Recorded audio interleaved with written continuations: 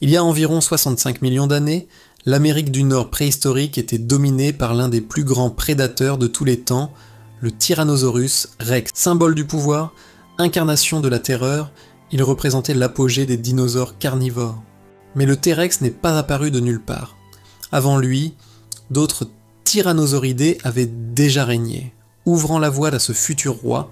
Parmi eux se trouvait un monstre trop souvent oublié, le Daspletosaurus, surnommé le lézard effrayant.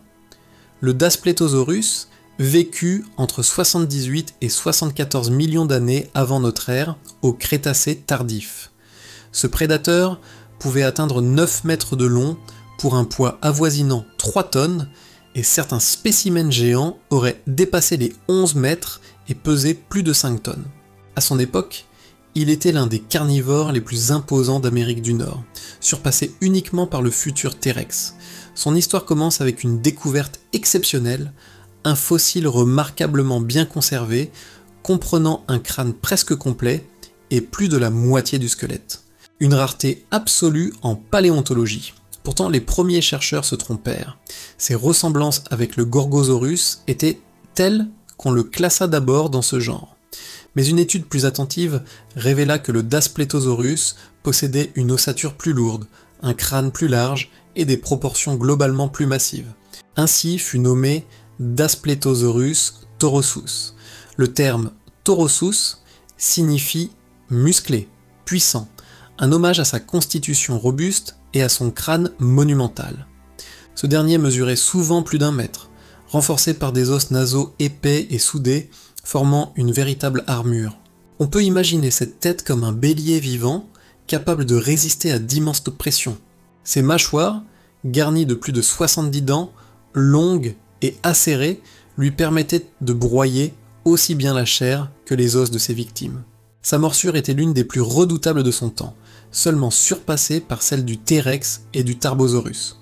Dans son écosystème, le Daspletosaurus régnait au sommet de la chaîne alimentaire. Ses proies étaient des cératopsidés, hadrosaures et des dinosaures cuirassés comme les ankylosaures. Mais il n'avait pas la rapidité d'un chasseur de poursuite. Avec sa masse imposante, il devait miser sur des tactiques d'embuscade, attaquant brutalement à courte distance, sa morsure rendant toute fuite inutile. Fait remarquable, ses bras étaient proportionnellement plus longs que ceux du T-Rex. Mesurant près d'1 mètre, doté de muscles puissants, il pouvait servir à maintenir fermement une proie le temps que ses mâchoires terminent le travail. Mais peut-être le plus fascinant est que le Daspletosaurus ne chassait pas toujours seul. En Alberta, on a retrouvé les fossiles de 3 individus de tailles différentes aux côtés de plusieurs hadrosaures. Certains paléontologues y voient une preuve de comportement social, une meute familiale chassant et partageant une proie, un peu comme des loups préhistoriques. D'autres restent sceptiques et avancent qu'il s'agissait peut-être de charognards rassemblés autour d'une carcasse, mais dans tous les cas, cela a parfois conduit à des affrontements, voire à du cannibalisme. Plusieurs crânes portent en effet les marques de morsures infligées par d'autres Daspletosaurus. Le monde où vivait ce prédateur était celui de l'Aramidia, un continent insulaire séparé de l'est de l'Amérique du Nord par la vaste mer intérieure occidentale. Cet environnement fertile, composé de plaines alluviales, de forêts et de marécages, abritait une diversité impressionnante de dinosaures. C'est là que le Daspletosaurus cohabitait avec un autre grand chasseur, le Gorgosaurus. Leur territoire se chevauchait, mais leur spécialisation écologique différait. Le Daspletosaurus, plus massif, s'attaquait aux proies blindées et lourdes, tandis que le Gorgosaurus, plus léger et rapide, poursuivait des herbivores agiles. Cette répartition des rôles leur permettait de coexister sans s'éliminer.